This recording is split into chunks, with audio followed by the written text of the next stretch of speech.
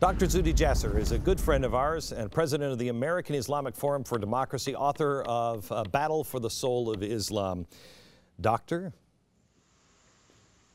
It's nice to be with you. Good to be with you. Okay, so tell me what your thoughts are on this coverage and what happened yesterday. Well, I think basically we already know that there's quite a number of ISIS operating in America. They're having a harder time going over to Syria, so they're going to act out here. And yes, this was an act of provocation, but, you know, my work they consider to be provocation too. I've been attacked by ISIS sympathizers here in Arizona, and I wasn't surprised to see these guys from our backyard here. So bottom line is that this is no different than the Charlie Hebdo incident. And I think ultimately we do see the media reacting a little differently, but we can talk about that. But, you know, the bottom line is that these are Islamo-nationalists that will do anything to fight for their flag, which is, you know, the prophet sort of represents to them as if you were stomping on or burning their flag. And unfortunately, as long as the narrative is, oh, we're just fighting their terrorism, rather than promoting American nationalism and freedom to counter Islamo-nationalism of ISIS, we are never going to defeat this ideology. So this is not about, you're making the case this is not about blasphemy. No, because actually if it was about blasphemy, as a Muslim, the greatest blasphemy is atheism, is rejecting God. But the reason, as Mustafa Akyol wrote in the New York Times in January, he said, the reason these Muslims don't care about atheism or other people that reject God is because they care about Muhammad, which is what we have unique as Muslims. So therefore they use it in an Islamo-nationalist way. It's about patriotism. It's about unifying for the jihad. It's not about religiousness, though it is about theocracy. So certainly we can't divorce the religious draconian Sharia that they use. That's why, Zuhdi, this is why it's important to say this isn't about Islam, this is about Islamists. Exactly. Okay, explain that for anybody who doesn't understand. Well, Islamism is not only ISIS, but any Islamic state where the identity of your national identity is about Islam, that the Constitution is the Quran. It's not a reason-based document like our Constitution. They don't believe government's under God, they believe it's under Islam. So therefore the clerics are empowered to write laws.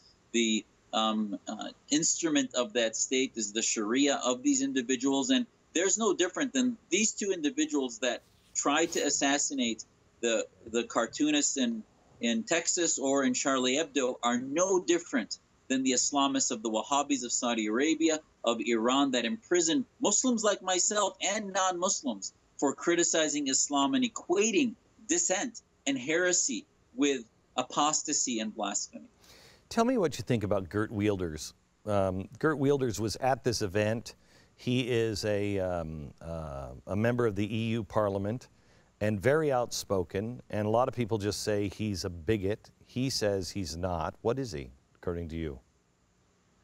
Well, I think he's a provocateur. He's somebody who's trying to give Muslims a gut check.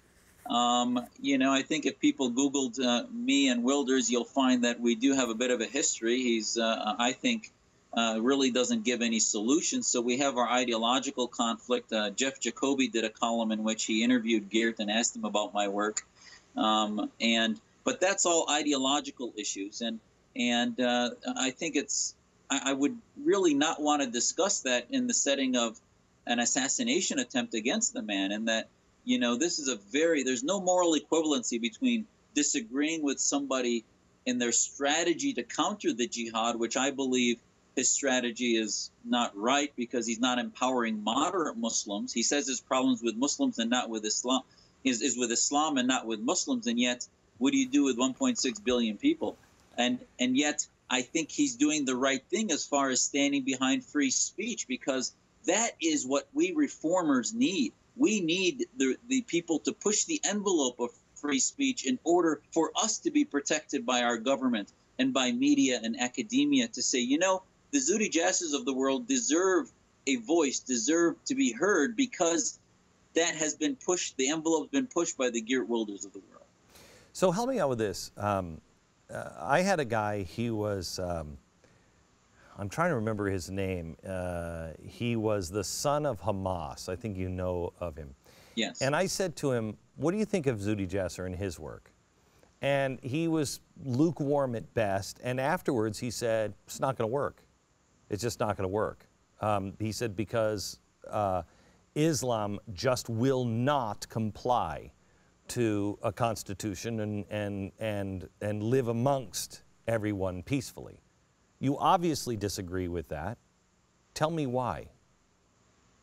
Well, I disagree with it because, you know, the Islam I learned from my father, from my parents, from my grandparents, who one of whom was a Sharia court judge, was one that felt most comfortable in an American-type system. Now, is that the dominant Islam? No. We have a major leadership problem. We have a theocracy problem. But I see Islam at the same time in history as Christianity was before any of the revolutions, be it the American Revolution, French, or otherwise. So why can't Islam have the same pushback against theocracy and have its Thomas Paines and Thomas Jeffersons? I mean, in many ways, we are more suited for that because we don't have a central authority. It is a very personal faith, but it's been dominated by two evils, if you will. One being military autocratic dictatorships that have used the religion, that have allowed soil of fertilization of radical Islam. And the other evil is theocracy of Saudi Arabia, Iran, and other Sharia states. May I point out a third evil? You Yes. will not be able to, according to what you believe, you wouldn't be able to transform your religion with anyone who is an enabler. And the United States and political correctness is only enabling.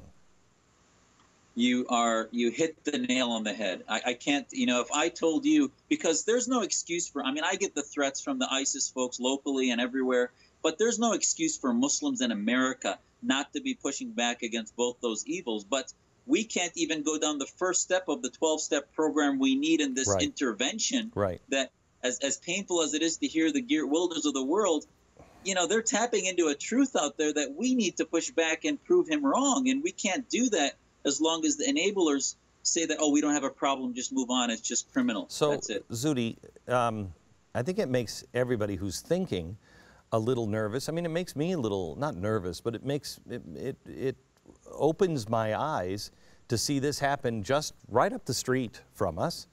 I know what we have with the Sharia court they're trying to push here. I mean, I know who lives around us. Most people I don't think are really aware. How many people do you think, we know the percentages overseas are in the 90%, you know, kill Americans in some countries. What is the percentage here of bad guys in the Muslim community? Well, the military, you know, the Homeland Security program of whack-a-mole, where we're the violent extremists, which I hate that term, but the ones that are the violent Islamists is probably 5-7%.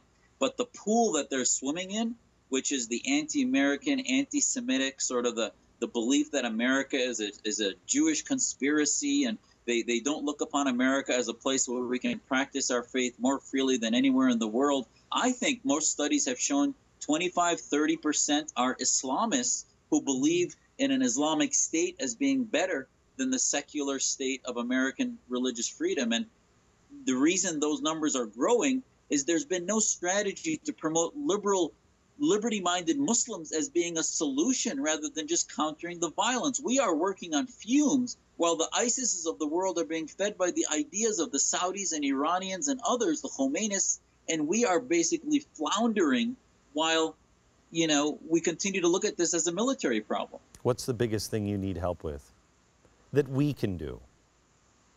We need help with, number one, building an American consensus that these guys are not lone wolves. They come out of the ideas of every Muslim majority country. Number two, to help us with security. We need to protect those who push the envelope of free speech. I get just as many threats, even though I love my faith. Number three is to start taking sides within the House of Islam, bonding and working with reformist groups like ours and other feminist groups and so many reformist groups that are trying to get attention, and helping us build a private-public partnership of financial capabilities to do what we need to do. Sudi, thank you very much. Hopefully this won't fall on deaf ears. Hopefully there's somebody in the audience that sees themselves as playing a role in that. Thank you very much, Sudi. Appreciate it. God bless.